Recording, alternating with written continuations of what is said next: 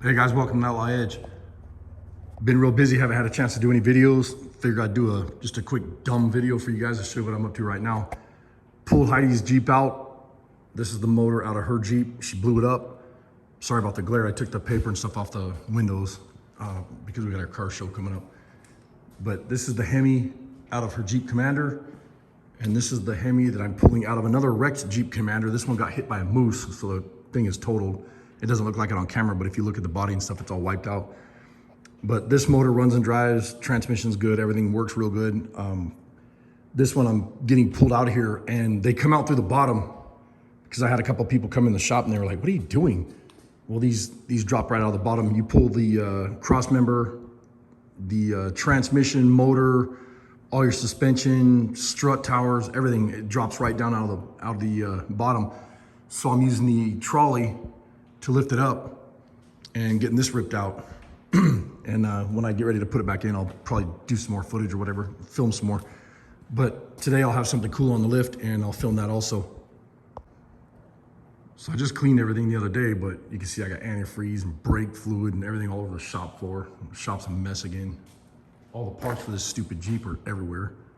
But you can see how the Jeep goes up over the top. You have to pull it up with this trolley and lift it off the engine, transmission, cross member, all that crap. This whole section, it's one unit. You unplug the wiring harness. You have 6 bolts in the front and like 4 in the rear. Undo the struts, a couple hoses, and the whole thing drops down on the ground. And this calls for 17 hours book time to pull the motor and reinstall it. And I think right now total, I probably have about 3 or 4 hours in just getting it out, which it's not bad. So I'm beating book time, that's for sure. And I don't know, I got a lot of work to do still. Try to get Heidi's Jeep on the road. I'm gonna move the jack, sweep up some of this crap, clean up the mess, and then this other Hemi engine, I'm gonna put them side by side, and that one's blown up. This one runs, and anything that I need to switch over, I'll get that done, and then I'll bring the other Jeep in here with the SkyTrack and you know, swap them out, start putting the motor back in this thing. But before we do, we have to pull this car up on the lift.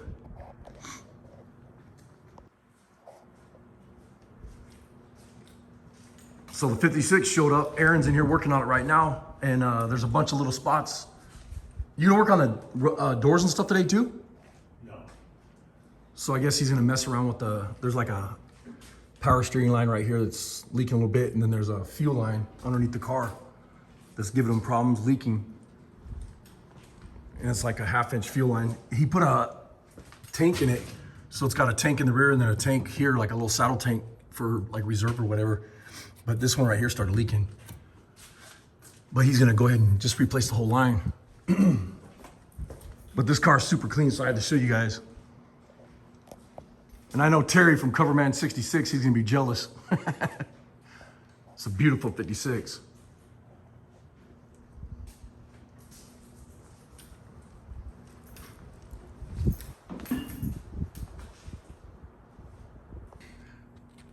Now Aaron's playing like arts and crafts.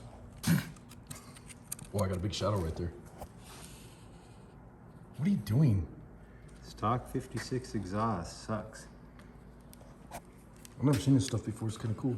Some exhaust. I think it came from O'Reilly's. Well, then it'll be wrong. Yeah. Seems to be universal. Right? So I got the other flange cut off with the plasma cutter, these studs, and then got this one ground down because it needs to be welded when it gets put up in the Jeep. And I put new bolts with lock nuts, whatever. And this is all set where it needs to go, but I might need to flip it or adjust it when I get it up inside the vehicle. And right now he is messing around with the exhaust.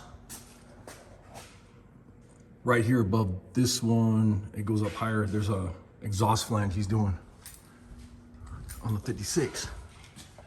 Way up in there.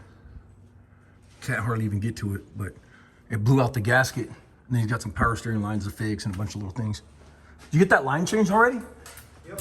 No, the gas line. Yeah, the gas line? Vent tube. You already did it? Yeah. Holy crap, that was fast. So yeah, so he changed this one and then this one running all the way through. Man, you don't mess around, huh? I fixed the speedo too. What was wrong with that thing? Well, it just loose. It's pressed together with splines and it was loose. Yeah? So I just turned it so the splines weren't lined up and then pressed it back together with a vise. Huh. Hopefully it holds better. This is all the junk off that Jeep. But anyways, I'll see you guys on the next video. This is just a quick shop update. Thanks for watching. Later. There, now it's off the lift. That way you guys can see a little bit better. Look how beautiful this thing is.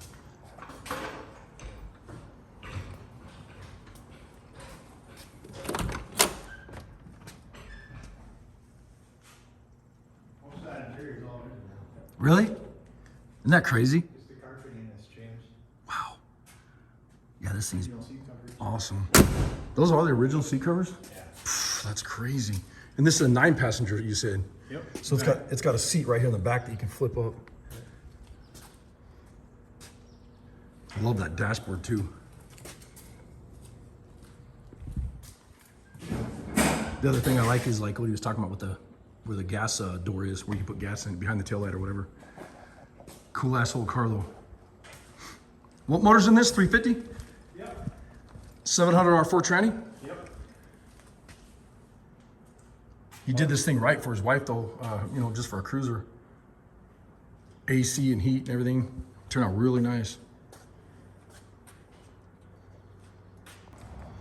So the next project, Pachuco brings his car in here. We had to go rescue it about 90 miles away, threw it on the trailer.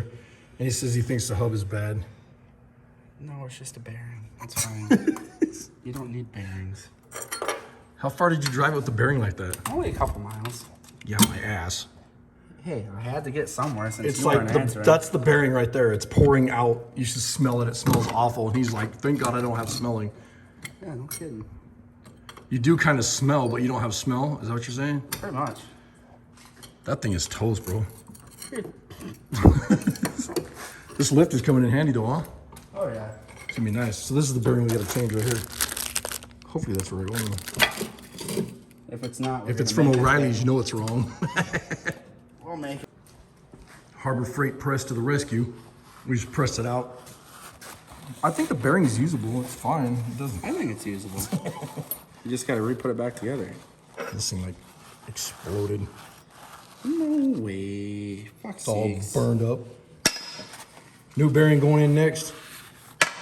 You have it acting like it's in bad shape. I think we could reinstall it. It'll be fine. We'll just re-grease it. I was just telling Pachuco that I'm gonna keep this for like metal shaping or whatever. It's nice for different shapes, you know? $10. $10 my ass, bitch. 20. Put it up there. Shut the fuck up. It's a family channel. Watch your mouth. Shut the frick up. What'd you pay for this Harbor Freight press? I can't even remember now. I think 100 and something. It's totally worth the money though. I mean, they're kind of chintzy and flimsy, but I mean, they do their job for, you know, jobs like this. Sweet. Dumbass. Yeah, we got it way tighter than what it's supposed to be. Hey, it ain't going nowhere. Well, we got it. It was a bitch, but we got that thing pressed in there and had to cut the bearing race off the spindle. Took a grinder and cut some slits in it and knocked it off with a chisel. Want some sludge? Yeah, that stuff's pretty nasty. But we got it. It's 8:30 at night. We're gonna call it a night and get the hell out of here. Thanks for watching. Later.